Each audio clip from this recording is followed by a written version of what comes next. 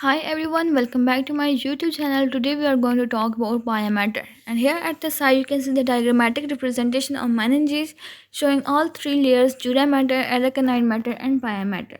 So let's start our topic with introduction.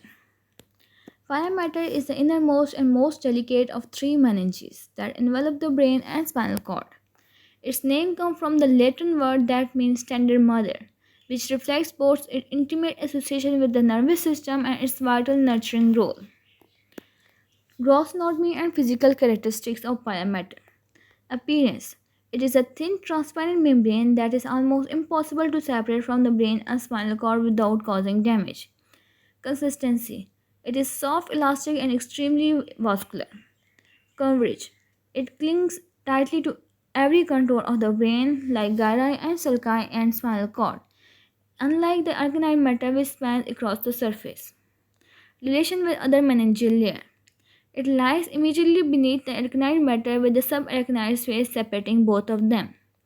This space is filled with cerebrospinal fluid and traversed by fine arachnoid trabeculae. The pia fuses with the neuroglia at the brain and spinal cord surfaces that provide a direct interface for nutrient and waste exchange.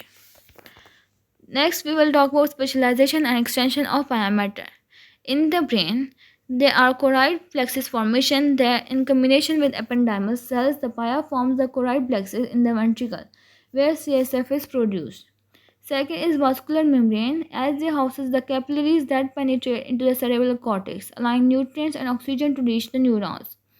In the spinal cord, if we talk, there form two essential stabilizing structures. There are denticulate ligaments that are lateral extension anchoring the spinal cord to the dura mater. They are phylum terminale, that is a thin strand extending from the conus medullaris to coccus, anchoring the cord longitudinally. Now let's talk about functional role of a pia mater. First is protective barrier.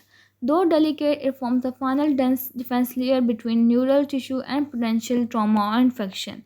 Second is nutrient transport, as it acts as a conduit for blood vessel entering the brain, supporting metabolic needs. Third is anchoring and structural stability, as it helps to suspend and secure the spinal cord within the vertebral canal. Now let's talk about clinical significance of the pia mater. First is inflammation or meningitis. Inflammation of pia mater alongside with arachnoid can impair CSF flow and damage neurons.